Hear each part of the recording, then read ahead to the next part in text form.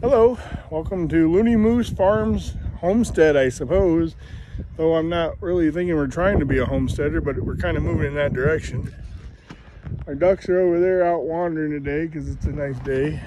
And so we're just in the pen here doing some work. And you can see we put our new pen structure up out there. And I got to put a new door instead of just a pallet blocking it. We got bird netting over the main because we got lots of hawks. So far, when they're over in here, you can see the tape and the string and stuff, and that's just some biodegradable hunting tape that I had laying around. I put up to scare the hawks away, and so when they get out really bad, we put up the I guess keep them in there so they don't get eaten. Here we're doing some pool filling. We give them 2 pools. I don't know why. I guess we just bought one cheap. So we just created our chicken run, and we're going to use this for ducks eventually, train them to go up into the barn, which is actually kind of the end garage here. We're turning into a chicken barn. Gave them some wind. We get a lot of wind here. So I just took some old scrap and made up along the fence, you see, and give them a little shelter. They seem to like that away from the wind when they're in here. And here's like another little shelter for them. And as you can see, we got a duck egg in here. So we just got our, we'll show it to you at some point. We just got our, what do they call that? Well, my wife, I should say. I'm the reluctant homesteader. My wife's the homesteader, and I'm coming along with the ride. So I call myself the reluctant farmer because I really wasn't designed for farming. But this is a duck egg. Really like those. They taste a lot better to me. My wife says they're no different, but I taste the difference. Most people do. So I just created a duck run here, chicken run. Opened the garage door up just far enough. That's Crow. She's our special chicken. She's not the smartest chicken. She's kind of a mentally ill chicken. She doesn't know the difference between going forward and backwards. We have, let's see, 14 ducks, 14 chickens right now. We got 13 babies on the way from an order, but they won't be here till like May because of the virus, I guess. And we just got a, what do they call that thing? Egg hatchery thing, incubator. Sorry about the sun. And that's Crow. She's probably trying to get in and lay an egg, but she's not too smart. So I did put this on hinges, so I can do this. I can widen that out and see if she can get in that way. Let's see. No, not that door. No, that's the storage room. See, she's not the smartest chicken. So we'll see if we can get her. Crow, come on. Go that way.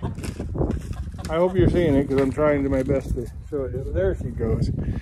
She's not the smartest chicken, so sometimes you got to help our little special needs chicken out. See how nice that swings back into place? So that's going to be nice. So anyways, the idea is use this barn, this end garage, our outbuilding, as a chicken duck home barn. And so I decided to open it up so they could get in and out. We'll see if it works. So far I've had to teach them a couple nights in a row to get in, but you know, they're learning. So, kind of messy here in the yard right now because we've been doing a lot of spring work. With this virus stuff going on, we've been just kind of hanging out, doing a lot of work at home. I've gone out a few trips. No, we're not supposed to, but when you're in a farm, you got to have stuff. So, like, we got our panels. We're going to turn these into arches over our garden. I'll show you in a little bit. We're just forming it. And so, now what I'm going to do is I'm going to go over here. We got this red thing that we thought were going to be a duck house, but it ended up not working so well. But what it ended up doing is giving them a great place to lay eggs. So, we're going to see if I can show you some eggs. 1, 2, 3, 4, 5, 6, 7. Oops, sorry about that. Probably a little fast, wasn't it? But anyway, we got some 7 duck eggs in here, and we've been selling a few of them on the line and letting people get some of our duck eggs. And we're called Loony Moose Microgreen Farm. Is actually how we started, because we grow microgreens, and I'll show you those in another video. But so yeah, we're doing a homestead thing, I guess. chickens and ducks, and we ain't really going to do anything else right away. Maybe down the road, my wife wants goats, but again, I'm the reluctant farmer. She has to drag me kicking and screaming into this world. So not that I don't mind it, I kind of enjoy doing it a little bit, but like I said, I was never really one to be a farmer because I'm more into fishing and lakes. But when you got a wife that likes to farm, she grew up on a farm, she likes to farm, so this is what we collect the eggs out of here with, a little pincher. So I just reach in, pinch the duck egg. Oh. See a lot of people on YouTube doing homestead videos. Like I said, I don't know if we're really a homestead. I guess we are. I mean, we're kind of a small farm. But I will say this, it's been an interesting journey, and one thing I like about it is creativity. You know, trying to keep this on the cheapest way possible is not easy, because farms can get really, really expensive. But when you start, you know, asking people for stuff, and you tell them, hey, you know, I see that shed out there, you using it, or I got this red shed for like 20 bucks off from Facebook, and my friend gave us the other chicken coop, so we had to haul that. Well, interesting, you know, good thing I grew up kind of a redneck anyways, kind of know how to handle things. 2 more eggs here. So you see, it just pick them up, pinches it real nice. I don't have to crawl in anywhere. And we get all these wonderful, yummy duck eggs. So that's 6 duck eggs plus 1 out of the coop. That's 7. That's our average. Like I said, 14 ducks. We'll have more in, I guess, first part of next month because we're incubating them. So yeah, and so that's what we're kind of what we're doing here.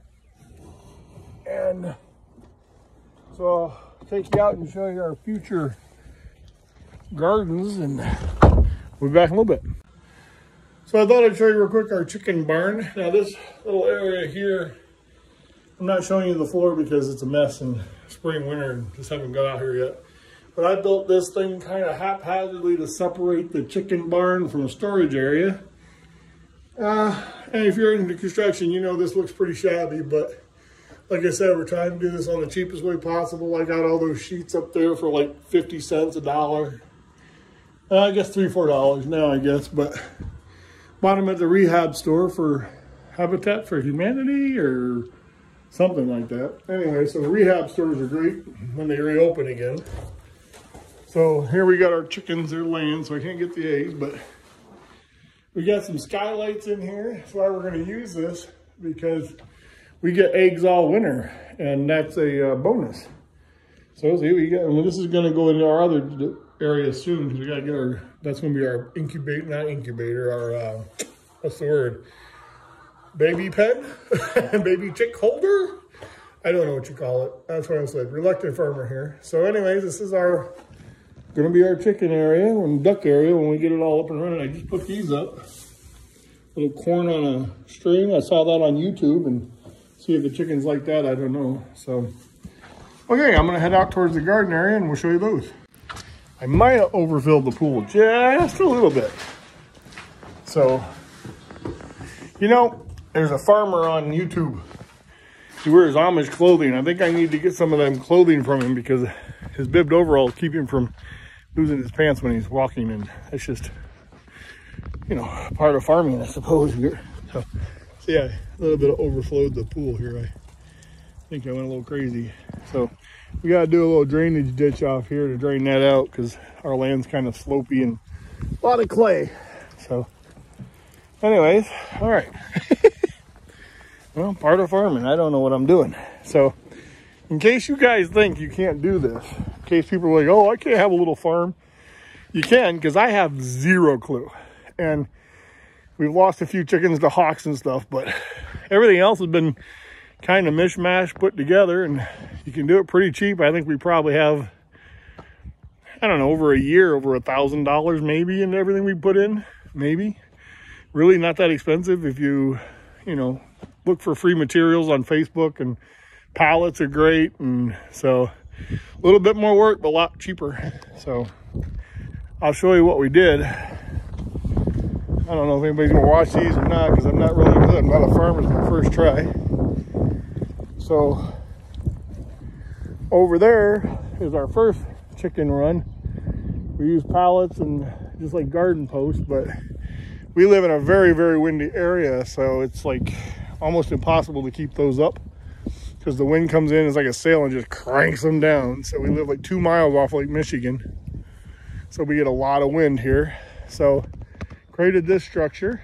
This has worked out really well. As you can see, it's even blown my tape around. I had them all over like this one, but you know, it's part of farming. You learn as you go. Like I said, I have no clue what I'm doing, but I'm doing it. So if you guys want to have a little hobby farm, join the groups, you know, make videos. People might watch them. I don't know. But I know that this has been a challenge for me. In real life, I'm actually a mental health therapist. So I maybe this is an alternative lifestyle. I don't know. But here we go. I'm going to show you what I'm going to do now. Here's my little entrance. I'm going to build a door out of a pallet wood and some chicken wire. And again, I don't know what I'm doing, but you just kind of do what makes sense, you know. And that's kind of how I grew up. Kind of do what makes sense. So that's 3 foot by 3 foot. Well, that makes it easy. Okay, so I'll show a video of me making that door later today. Oh, here's a little trick. Thanks to YouTube. You see these? I don't know if you can see the little, let's see if there you go. A little crimp in the wire. So when you put wire up, like I cut these pine trees down in the back of our land and I sunk them in and we put wire up. It was all loose. And I was like, how in the world is it gonna work? And then I went on YouTube, of course, thank you. And this guy said, crimp them, just grab a pair of pliers and twist and it tightens them up. It's a great little trick. So for those reluctant farmers like myself, there's a little tip for you.